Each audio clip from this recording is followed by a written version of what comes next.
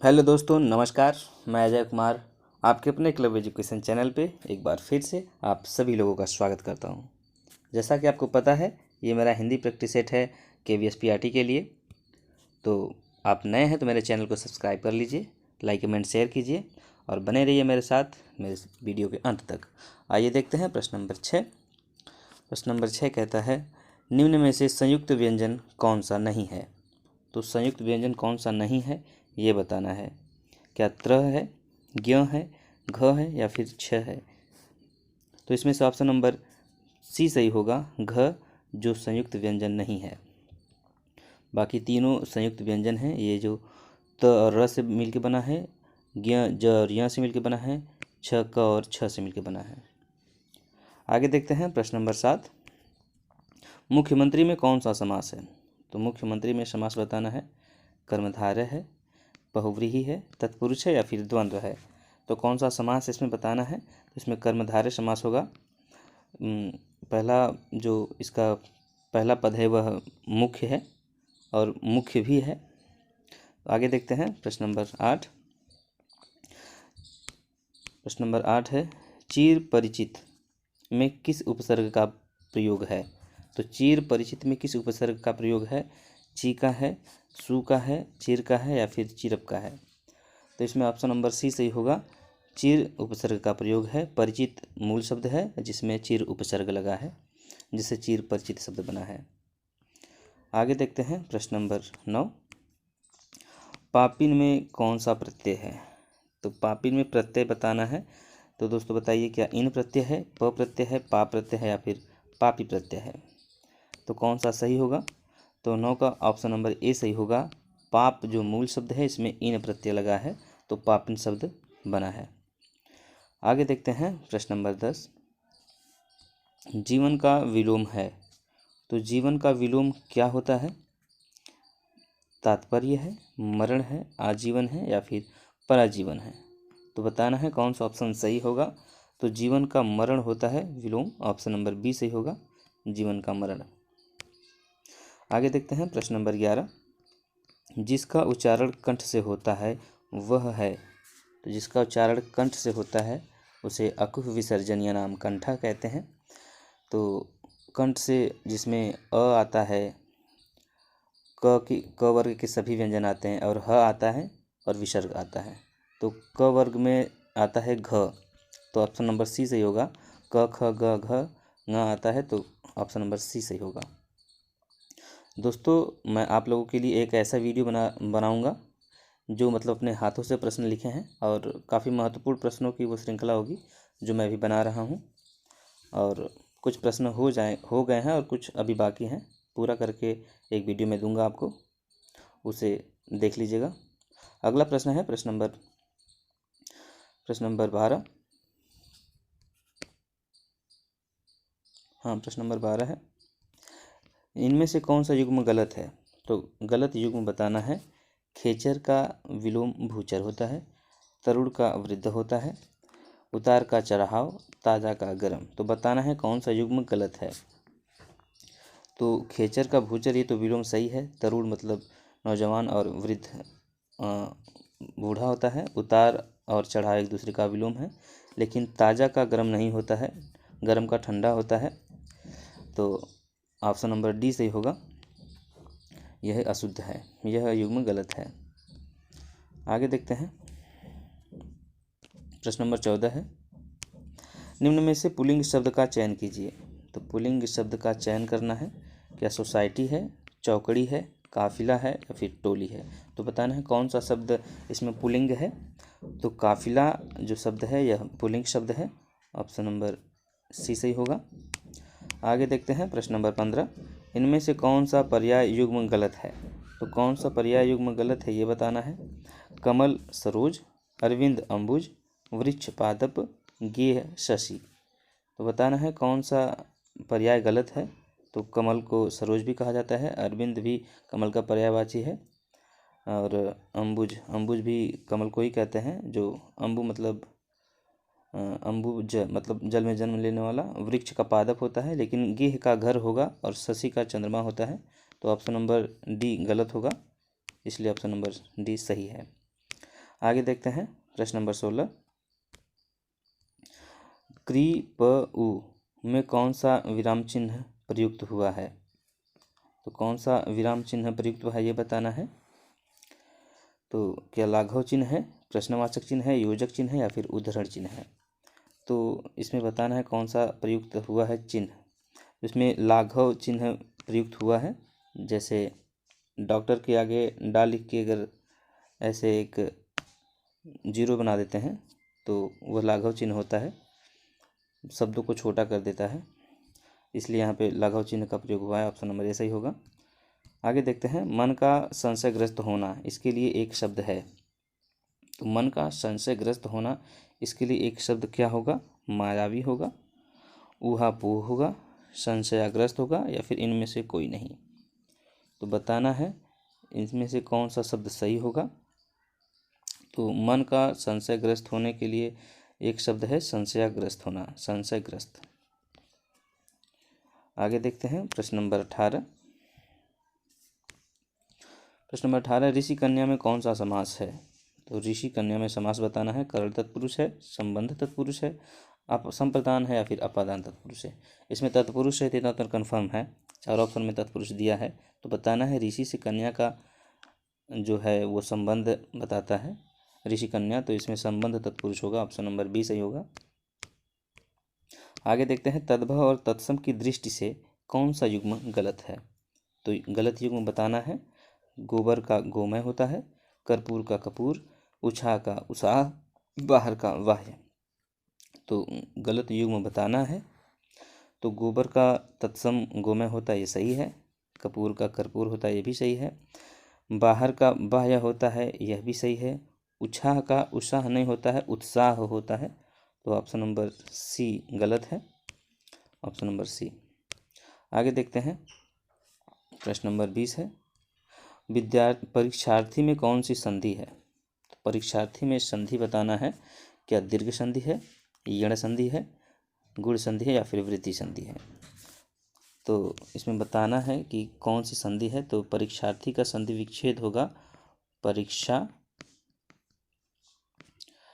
Plus अर्थी, और दोनों मिलके होगा परीक्षार्थी, जिसमें दीर्घ संधि होगा। ऑप्शन नंबर ए सही होगा, दीर्घ संधि। आगे देखते हैं प्रश्न नंबर 21। प्रश्न नंबर 21 है, संचारी या व्यभिचारी भावों की संख्या है। तो संचारी भावों की संख्या कितनी मानी जाती है? 11 है, 22 है, 44 है या फिर 33 है? तो संचारी भावों की संख्या 33 मानी गई है। ऑप्शन नंबर डी सही होगा। अगला प्रश्न है प्रश्न नंबर 22, व्याकरण की दृष्टि से कौन सा शब्द अशुद्ध है? तो अशुद्ध शब्द बताना है। खुराक होगा, तिरस्कार होगा, घनिष्ठ होगा या फिर केंद्रीकरण होगा? तो व्याकरण की दृष्टि से अशुद्ध जो है उसे बताना है। तो इसमें ऑप्शन नंबर सी गलत होगा, घनिष्ठ, घनिष्ठ होता है, ऑप्शन नंबर सी।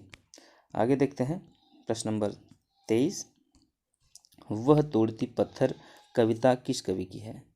तो वह तोड़ती पत्थर कविता क्या सूर्यकांत त्रिपाठी निराला जी का है, महादेव वर्मा जी का है, पंत जी का है या फिर रामधारी सिंह दिनकर जी का है? तो वह तोड़ती पत्थर सरोज स्मृति, ये रचनाएं जो हैं सूर्यकांत त्रिपाठी निराला जी की हैं। महादेव वर्मा जी की रचना है निहार, रश्मि, निर्जा, मैं निर्भरी दुख की बदरी, गिल्लू, मेरा परिवार इत्यादि रचनाएं महादेव वर्मा जी का है। पंत जी की रचना है पल्लव, जो काफ़ी महत्वपूर्ण रचना है। और रामधारी सिंह दिनकर जी की भी कई रचनाएं हैं, जैसे कुरुक्षेत्र और बहुत सारी रचनाएं हैं। तो इसका ऑप्शन नंबर ए सही होगा। यह सूर्यकांत त्रिपाठी निराला जी की रचना है, वह तोड़ती पत्थर। आगे देखते हैं प्रश्न नंबर 24। प्रश्न नंबर 24 है, अमृत और विष उपन्यास के लेखक हैं। तो अमृत और विष उपन्यास के लेखक कौन हैं?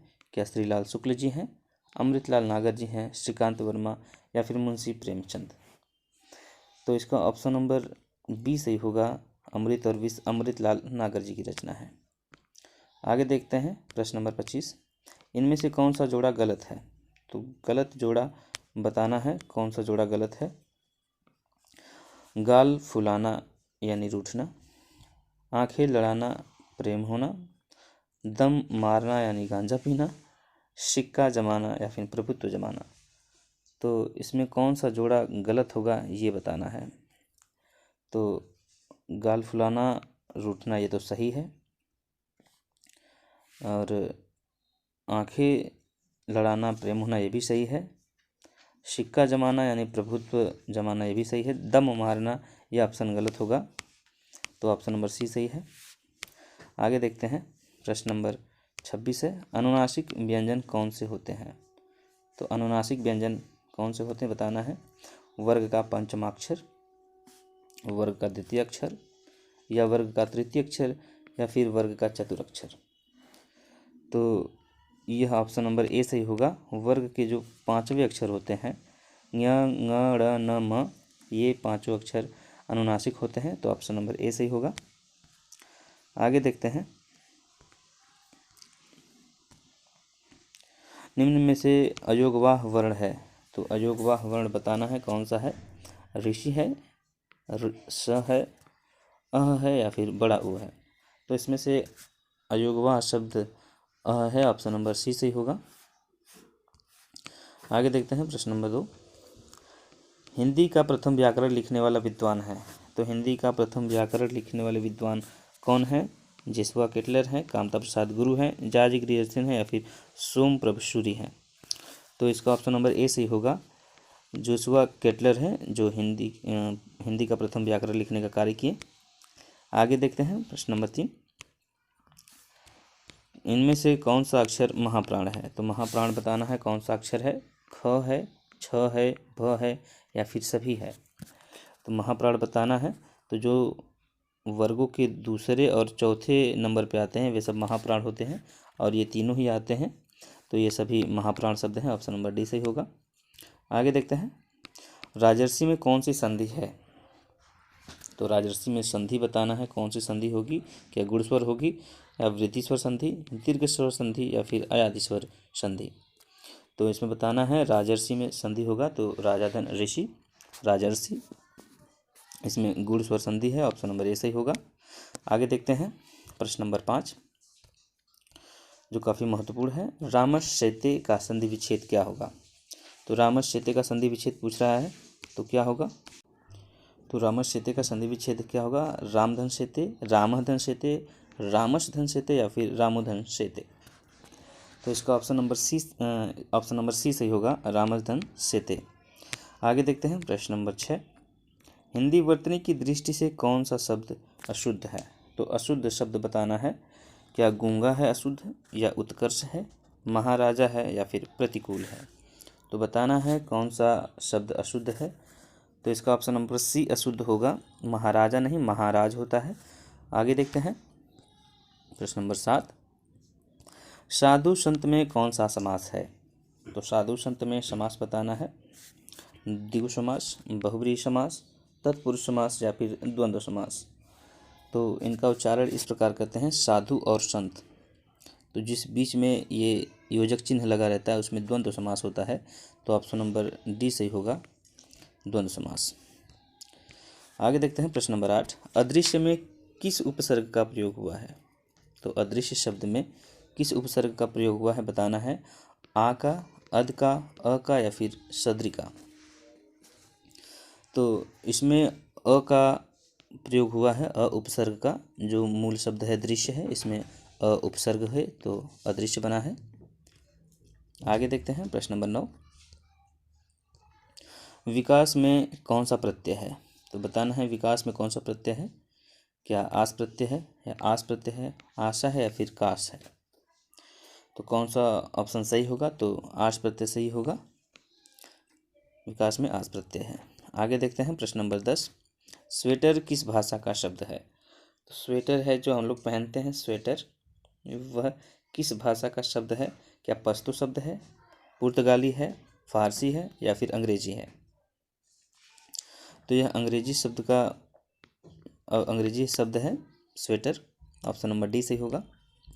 आगे देखते हैं, प्रश्न नंबर 11,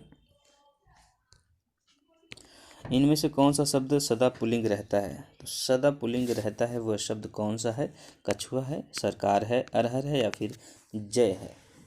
तो सदा पुल्लिंग रहने वाला शब्द बताना है, तो ऑप्शन नंबर ए सही होगा, कछुआ सदैव पुल्लिंग रहता है। आगे देखते हैं प्रश्न नंबर 12। आंसू शब्द का बहुवचन होगा। तो आंसू शब्द का बहुवचन बताना है, क्या आंसू होगा, आंसू होगा, आंसू होगा या फिर आंसू होगा? तो इसका ऑप्शन नंबर सी सही होगा।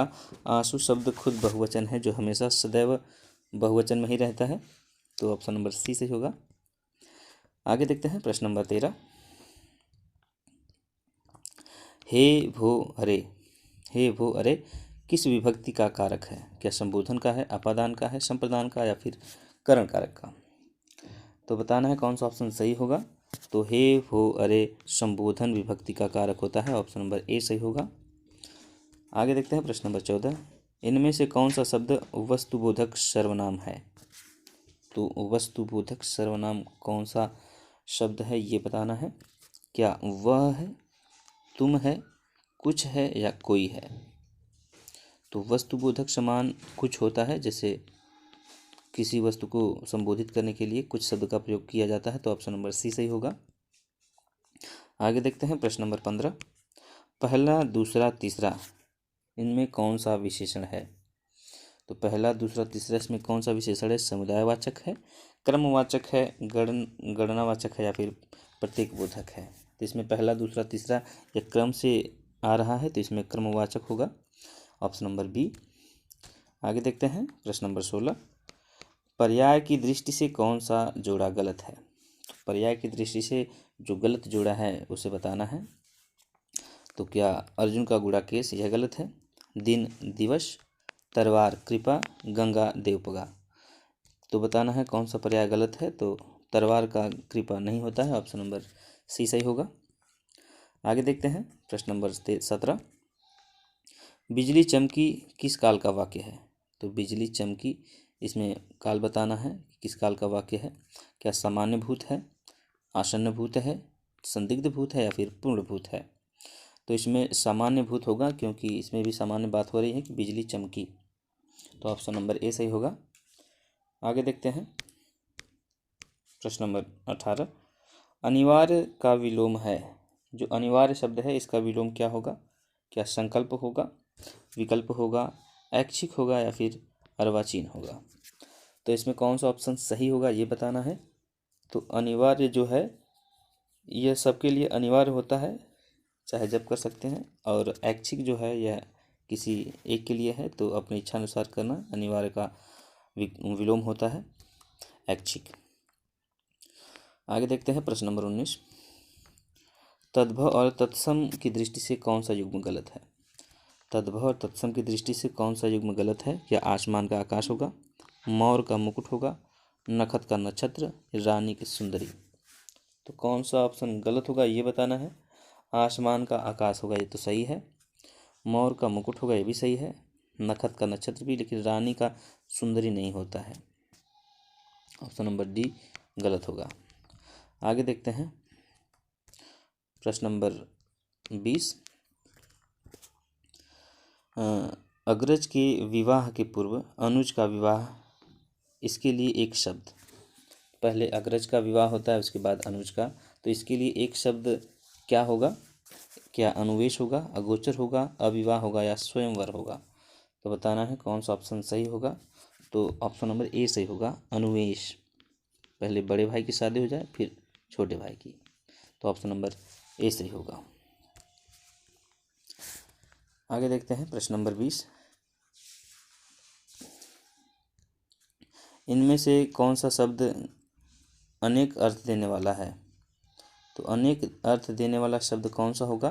क्या हंस होगा, सारंग होगा, पद होगा या फिर उपयुक्त सभी?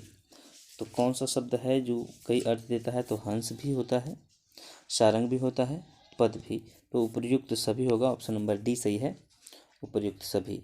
तो दोस्तों आज की ये जो मेरी प्रश्न श्रृंखला है यहीं पर समाप्त होती है। बहुत ज़्यादा प्रश्न मैंने नहीं लिया था, लेकिन आप बने रहिए मेरे साथ KVS एग्ज़ाम तक, और आपको 30 नंबर कन्फर्म यहाँ से मिलेंगे। और जो मैं अपना एक बना रहा हूँ प्रैक्टिस सेट, जो काफ़ी महत्वपूर्ण है। कुछ प्रश्नों को हमने लिख चुका है और कुछ प्रश्न अभी बाकी हैं, तो कुछ दिन में मैं वो पूरा कर दूंगा। तो आज के लिए बस इतना ही। जय हिंद। जय हिंद।